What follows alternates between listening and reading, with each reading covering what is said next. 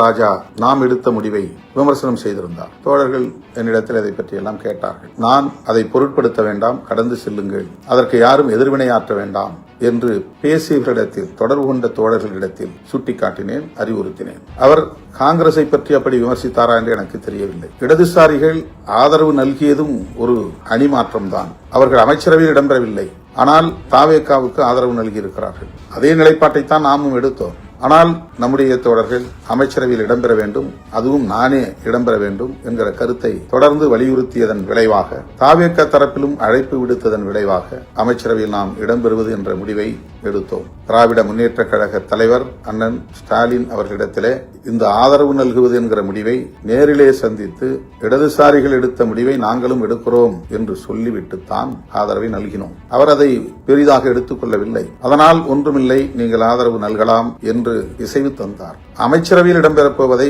அவருக்கு தெரிவிக்க முடியவில்லை. திராவிட முன்னேற்ற கழகத்தின் தலைமையிலான மதசார்பற்ற முற்போக்கு கூட்டணியில் விடுதலை சிறுத்தைகள் கட்சி 10 ஆண்டுகளுக்கு மேலாக தொடர்ந்து பயணித்து வருகிறது. எந்த அளவுக்கு அந்த தோழமைக்கு நாங்கள் முக்கியத்துவம் கொடுத்திருக்கிறோம், எந்த அளவுக்கு உற்ற துணையாக இருந்திருக்கிறோம், அந்த கூட்டணியை பாதுகாக்க வேண்டும் என்பதில் எங்களால் ஆன பங்களிப்பை எவ்வளவு செலுத்தி இருக்கிறோம் என்பதை திமுக தலைவர் அண்ணன் முத்துவேல் கருணாநிதி ஸ்டாலின் அவர்கள் மிக நன்கு அறிவார். அன்பு இளவல் மேனாள் துணை முதல்வர் உதயநிதி அவர்களும் நன்கு அறிவார். சுற்றி இருப்பவர்கள் ஒரு சிலர் நன்கு அறிவார்கள். ஆனால் அதையும் தாண்டி நாம் எடுத்த இந்த முடிவை திமுக தரப்பில் திரு ராஜா உட்பட பலர் விமர்சிக்கிறார்கள் என்கிற போது சற்று வலி அளிக்கிறது, வலியாகத்தான் இருக்கிறது. என்றாலும் கூட அவர்கள் ஆதங்கப்படுவதில் நாம் ஒரு நியாயம் இருக்கிறது என்பதை உணர்ந்து கொள்ள வேண்டும். அதாவது திமுகவை கடுமையாக விமர்சித்துக் கொண்டிருக்கிற தாவேகாவோடு நாம் கைகோர்ப்பதை, அல்லது அவர்களோடு களத்தில் நிற்பதை, அல்லது அவர்களுக்கு ஆதரவு அளிப்பதை அவ்வளவு எளிதாக எப்படி திமுக தொண்டர்களால் கடந்து செல்ல முடியும்? இது மனித இயல்புதான். கடும் சொற்களால் விமர்சிக்க கூடாது என்று அண்ணன் ஸ்டாலின் அவர்கள் தன்னுடைய தொண்டர்களுக்கு அறிவுறுத்தியிருக்கிறார். அந்த பதிவை உடனே எடுக்கும்படி ஆணையிட்டிருக்கிறார். இதுவும் நாம் அறிந்த ஒன்று. இந்த நிலையில் ராஜா அவர்களை எதிர்த்து விமர்சிப்பதோ, திமுகவுக்கு எதிராக விமர்சனங்கள் செய்வதோ, அல்லது போராட்டங்களை நடத்துவதோ தேவையற்றது. நம்மை பிடிக்காதவர்கள் எப்போதும் விமர்சித்துக் கொண்டுதான் இருப்பார்கள்.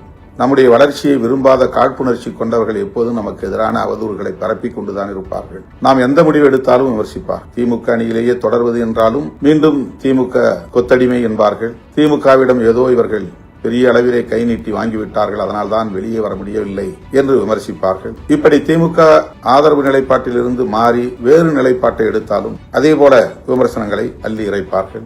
இப்போது காங்கிரஸ் செய்த துரோகத்தை விட விசிகா செய்த துரோகம் பெரிது என்று கூலிக்கு மாரடிக்கும் கும்பல் நமக்கு எதிரான அவதூறுகளை அள்ளி இறைத்துக் கொண்டிருக்கிறது. தேர்தலுக்கு முன்பே ஆதவர்ஜினாவோடு திட்டமிட்டு நாம் சதி செய்தோம் என்றெல்லாம் சொல்லுகிறார்கள். மேனாள் முதல்வர் அண்ணன் மு.க. ஸ்டாலின் அவர்களின் மனசாட்சிக்கு தெரியும், விடுதலை சிறுத்தைகளும் திருமாவளவனும் எந்த அளவுக்கு நேர்மையான உறவை கொண்டிருந்தோம், நட்புக்கு எந்த அளவுக்கு முக்கியத்துவம் கொடுத்தோம், அந்த கூட்டணியை பாதுகாக்க வேண்டும் என்பதில், கட்டுக்கோப்பாக வைத்திருக்க வேண்டும் என்பதில், அது வெற்றி பெற வேண்டும் என்பதில் எந்த அளவுக்கு உறுதுணையாக இருந்தோம் என்பது அண்ணன் அவர்களின் மனசாட்சிக்கு தெரியும். வேறு யாருக்கும் இது தெரிய வேண்டும் என்பதில்லை. எனவே என் உயிரின் உயிரான விடுதலை சிறுத்தைகளுக்கு நான் வேண்டுகோள் விடுக்கிறேன். இந்த பிரச்சனையை ஊதி பெருக்க வேண்டாம், விட்டுவிடுங்கள், கடந்து செல்லுங்கள்.